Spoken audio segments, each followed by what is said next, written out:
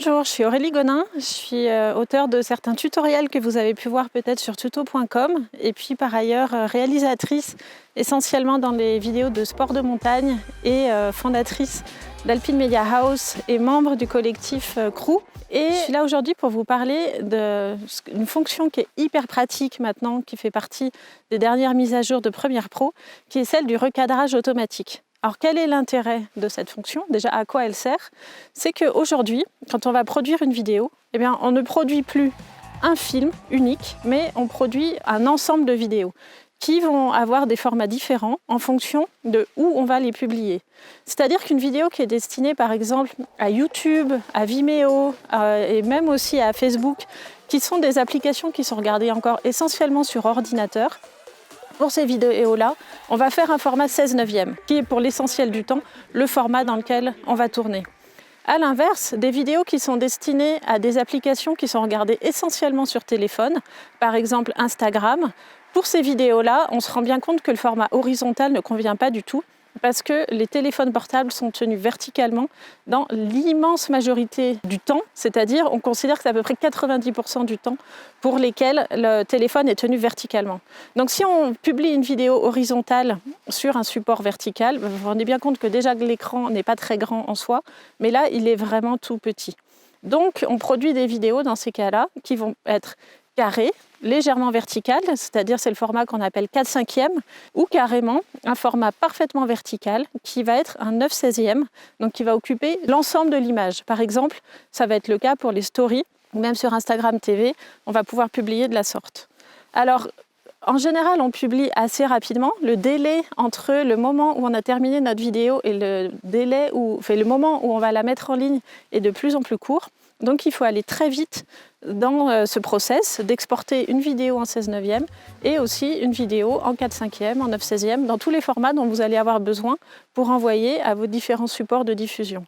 Donc c'est bien évidemment quelque chose que vous pouvez faire à la main, mais pour gagner beaucoup de temps, Premiere Pro a créé des outils hyper performants pour analyser le contenu de l'image et recadrer. Parce que le sujet qui nous intéresse n'est pas forcément au centre de l'image. Donc si on se contente de couper les bords, et bien la plupart du temps, on va perdre notre sujet et ce n'est pas ce qu'on veut. Donc Premiere Pro est capable d'analyser le contenu de notre image pour aller remettre au centre du cadre ce qui lui semble être le bon sujet et qui, la plupart du temps, fonctionne plutôt bien. Et bien arrêtons d'en parler et maintenant je vais vous montrer dans le logiciel comment on va créer ce genre de séquence recadrée en utilisant tous les automatismes et la puissance de Premiere Pro. Alors nous voilà dans Premiere Pro. Je vous ai mis le début d'un montage que j'ai fait récemment, qui est le highlight d'un événement qui s'appelle la Nanda Freeride Backcountry Invitational. Et c'est un montage, comme vous voyez, pour lequel il y a bien évidemment de l'image et du son, mais aussi un peu de texte, des logos. Et je vais vous le montrer, comme ça vous aurez un aperçu de la vidéo en question.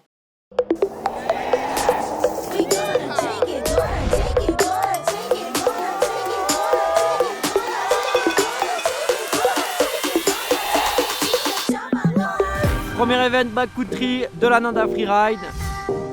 C'est magique. Donc comme vous le voyez, cette vidéo est dans un format 16/9 traditionnel, qui est celui dans lequel on l'a filmé. Et maintenant, ce que je vais vouloir faire, c'est décliner des versions dans d'autres formats, comme on vient de le voir. Donc pour ça, c'est extrêmement simple. Je vais dans le menu séquence, je descends jusqu'à la fonction qui s'appelle recadrer automatiquement la séquence. Et là, Premiere Pro me propose directement différents formats, soit prédéfinis, soit que je peux rentrer moi-même manuellement, avec quelques options pour définir comment va s'effectuer le suivi de mouvement pour le cas où le sujet ne soit pas toujours placé au même endroit du cadre et où il faille ajuster dans la gauche et la droite pour garder le sujet au milieu du cadre, et ensuite savoir si on va imbriquer les éléments ou pas, ou les garder en éléments séparés. Donc ensuite, une fois que j'ai choisi mon format, qui sera donc par exemple ici un vertical 4/5, j'appuie sur créer. Et là, on voit qu'une nouvelle séquence est créée, qui porte le nom de la séquence précédente avec l'appellation 4/5. Le logiciel est en train de faire une analyse du contenu de ces images pour pouvoir créer le recadrage automatique. Donc ce que je vous disais, pour pouvoir toujours replacer et maintenir le sujet au centre de l'image. Et on voit que dans notre chutier, on a un dossier qui a été créé pour rassembler ces séquences et à l'intérieur duquel on retrouve donc la nouvelle séquence qu'on vient de fabriquer. Alors regardons le recadrage que Premiere Pro a fait de cette séquence.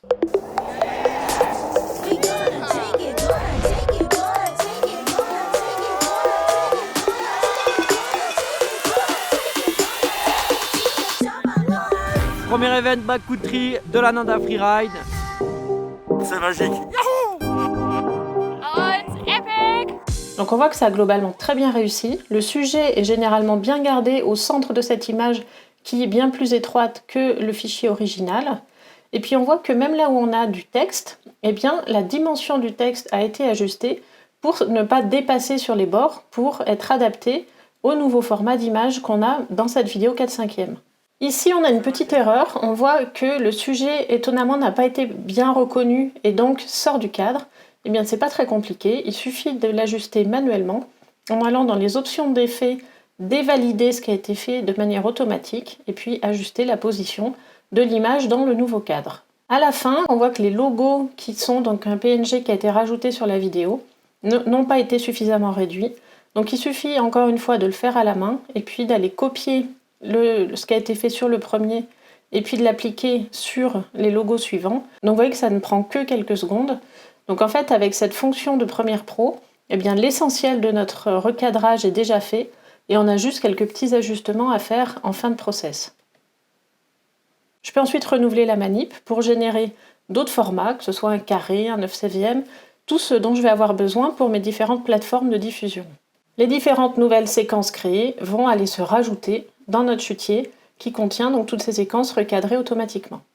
Donc ensuite, il ne me reste plus qu'à exporter mes différentes séquences. Donc ça va être déjà celle en 16/9e que je vais exporter par exemple dans un format HD.